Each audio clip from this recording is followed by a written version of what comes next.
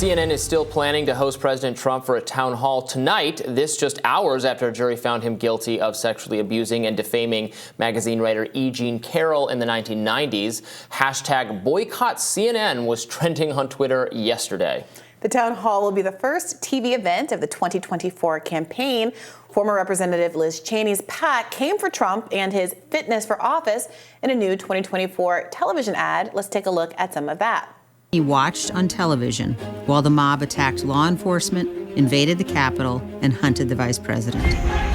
He refused for 3 hours to tell the mob to leave. There has never been a greater dereliction of duty by any president. Trump was warned repeatedly that his plans for January 6th were illegal. He didn't care, and today he celebrates those who attacked our Capitol. Donald Trump has proven he is unfit for office. Donald Trump is a risk America can never take again. According to the Washington Post, the ad will be running on CNN before and during the town hall. CNN's Caitlin Collins will be moderating, which AP says will be a big test for her. People are saying it's putting her in an unfair position, a difficult position of having to live fact check Donald Trump. Folks have made the distinction between folks who have interviewed Donald Trump not live versus in this setting as why this particular event is irresponsible from a journalistic perspective. I see your brow furrowing. Irresponsible to let the former president, potentially future president, speak on television. This boycott because he was found responsible in a civil action that has no bearing on whether he is going to be a political candidate. Again, he is going to be a political candidate. He's running for president. He's running. I'm sorry if you don't like that fact. That's totally understandable. If you want to vote against him, great. If you want to hear more from him and then make up an informed opinion about whether he is the right choice for the Republican Party, let alone the presidency, that's great. CNN in some small way is actually trying to help you do that here.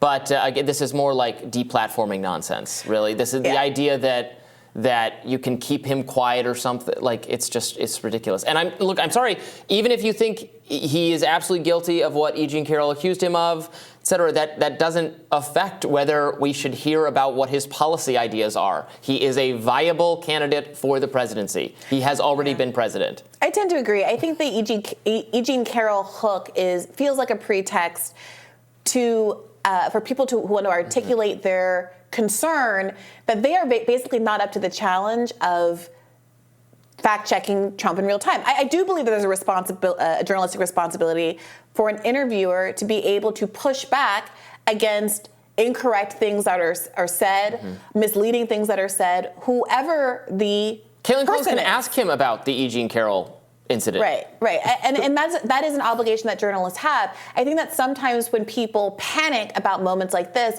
it's because they realize that there have been so many instances where journalists have not been prepared to actually fulfill their obligation. And I don't think the answer to that is to not do interviews or to not quote unquote platform people, but to prepare and make journalists raise to the standard of the importance of the interview that there is.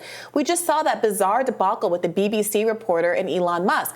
I think there are legitimate questions to be put to Elon Musk about how he's been running Twitter and whether he's lived up to the expectations that he set for himself when he took over the site, etc. However, that journalist was not prepared, and it ended up, being a win for Elon Musk that may or may not have been deserved in all instances. I think some of the BBC questions were bad but fair, and other, poorly worded but fair, or poorly pressed upon but fair, and others were kind of absurd and poorly grounded. The obligation, we saw this also, by the way, in the 60 Minutes interview with Marjorie Taylor Greene recently. Many people said Leslie Stahl shouldn't have done that interview because she let MTG get away with too much in the interview. Because many viewers, probably a lot of viewers of CNN, they're spectating a sport. They want to see dunks. They want to see Trump destroyed and eviscerated, et cetera, et cetera. That's all. That's what they're tuning in for. That's what they expect. You can tell that the journalists also have that expectation for themselves because you often perceive that they have a fear of letting the person talk. Like, if they say the bad thing, I'm not prepared to actually substantively critique it. So I'm just going to say no. Like, in the Leslie Stahl interview, what was so frustrating is that Marjorie Taylor Greene would say something that I personally don't agree with or think is untrue, but Stahl's response was to say, well, no, that's not true. Just like MTG says yes, Stahl says no, and the viewers aren't edified in any way. So yes, it takes you have to pick a lot. your battles when you do these kinds of you can't, if the second the person you're interviewing starts to say something you disagree with, you cut them off, you talk over, no, that's not true. Like then it becomes not productive. Again, maybe that's what the audience is looking for. Certainly people on the other side will feel like that was totally unfair. It's not. Yeah. You have to have an actual conversation, let the other person talk. Yeah, it's a difficult art. The danger is not in letting the person talk. The danger is you not having a response to them. And in fact, people often hoist themselves by their own petard if you just give them enough rope to proverbially hang themselves. So this is a media competency problem, I believe, not an actual platforming problem. And to the extent that people are saying, well, he was recently found liable for sexual assault. This is a man who has had these charges against him and many other rape charges against him. His own ex-wife had to retract rape, accusations against him since time immemorial. If that was the standard, he should never have been interviewed for anything in the first place. This feels like a pretext. Here's what I'm curious about: are they going to cut away or do the whole It was MSNBC that did cut away from RFK, right? And that happened. I forget which maybe network. you were on vacation when that happened. No, I remember it happening. Yeah. I just don't. It was ABC. Excuse me. Thank you, producers. Are they going to do that if he starts going down election denial or something? Or, probably that's the most likely thing. Also, let him election deny. Yeah, no, right. But they're going to be totally unwilling to do that. The public doesn't like election denial, right? Even some significant portion of Republicans are embarrassed by the election denialism.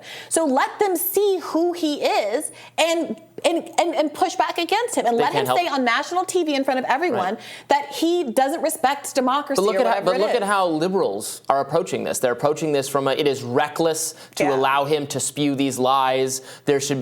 We're circling out around many of the same themes with Tucker on Twitter, et cetera. The mind melting of liberal progressives on the ability to say things they disagree with and how the system has not been designed to. The system was never designed to prevent that. First Amendment, again, and they're so uncomfortable with that, and we're just seeing examples of that over and over again. Yeah, people point to folks like Milo Yiannopoulos as evidence that deplatforming works.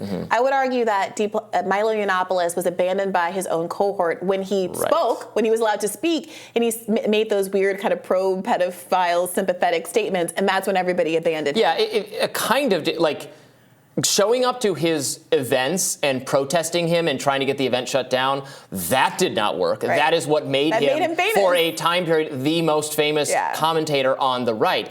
It turned out he actually didn't have a whole lot to say, that he wasn't very ideologically deep. And in fact, a lot of his writing was written by interns and other people. So actually, if you'd let him speak, that would. But he was never getting through all his material because then people would come and shout him down, and then the story would be how he was shouted down. Yeah, absolutely. Well, the crew over at MSNBC weighed in on the Trump town hall earlier this week. Here's what they had to say.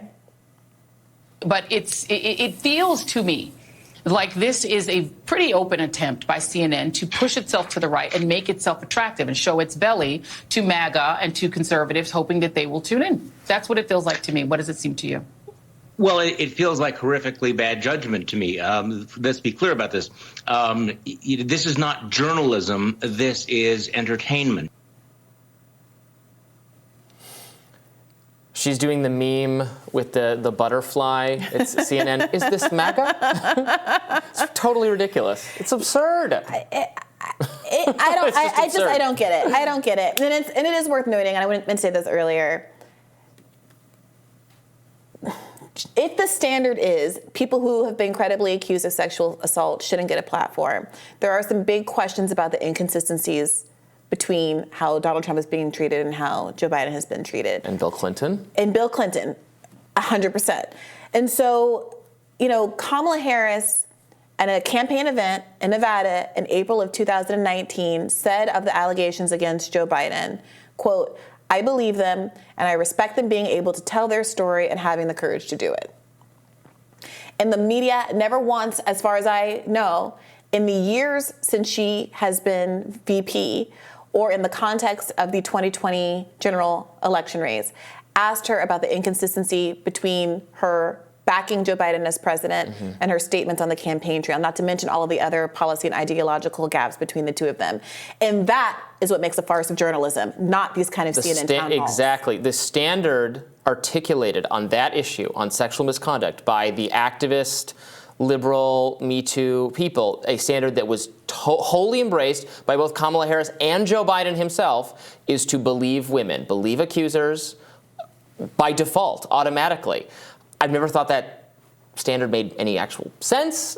You can show respect to people who make accusations. You can treat it seriously. You can get them resources they need and then investigate it and be respectful and not dismiss. Yeah, don't automatically disbelieve women should be 100%. The standard. And if you want to argue that historically, they've been treated with scorn, yes, and we should be working toward reversing that, absolutely, 100%. Right. But you clearly can't. It is totally discordant. I mean, I don't think it makes sense anyway, but totally discordant to have that view, but then also say, well, but Joe Biden. Yeah. Well, under that view, he is guilty. For sure. I'll be tuning in tonight. I'm sure we'll be talking about it tomorrow, and we'll have more Rising for you right after this.